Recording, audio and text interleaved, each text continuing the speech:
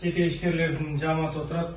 Жеке ишкерлердин атынан айта турган сөздөрүбүз налог салык кызматы биз үчүн өтө чоң.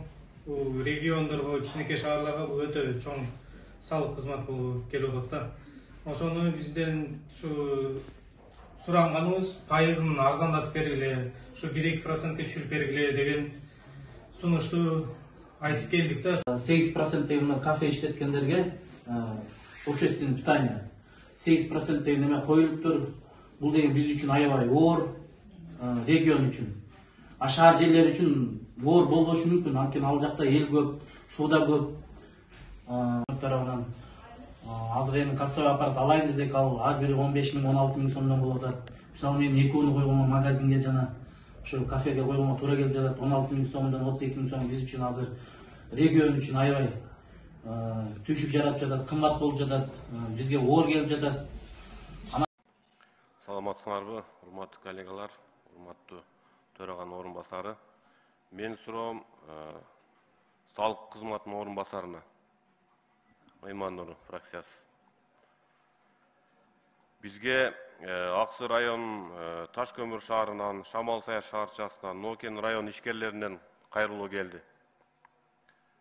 Кыргыз Республикасынын жаңы салык кодексинин 423 беренесинин 4 пунктунда көрсөтүлгөн тамактануучу жайларда бирдиктүү салыктын 8% болгону боюнча. Ишкерлер нааразы болот, сиздин оюңузду айтып койсоңуз.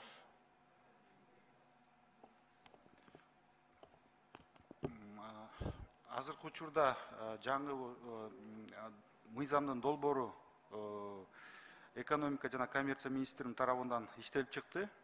Ал мыйзам бир айдан ашык ушу жанагы коомдук талкууда илинип турду, кабинет министринин сайтында. Ошол жакта ошо долбоордо 8%тан 6%га түшүрүлгөн да, ушу долбоор боюнчачы.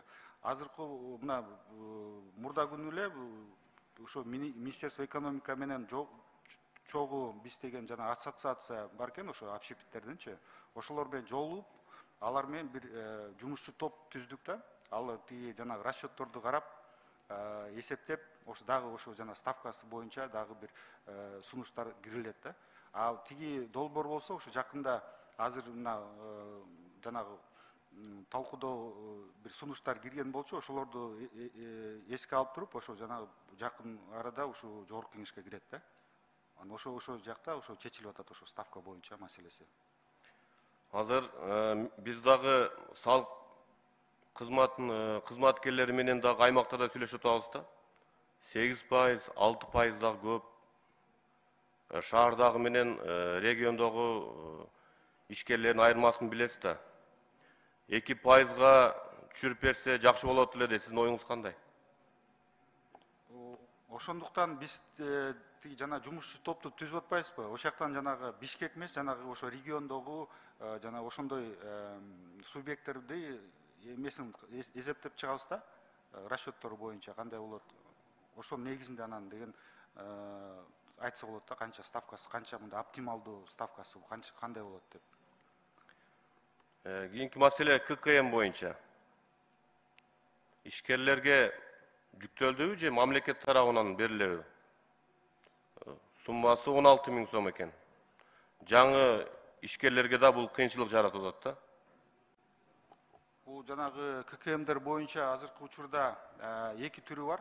Жана аппаратный ККМ, анан программный ККМ деп коет. Программный ККМ болсо бул жанагы тиркеме катары эле бул телефонго же эмеге ал деген бекер эле берилет биз тараптан.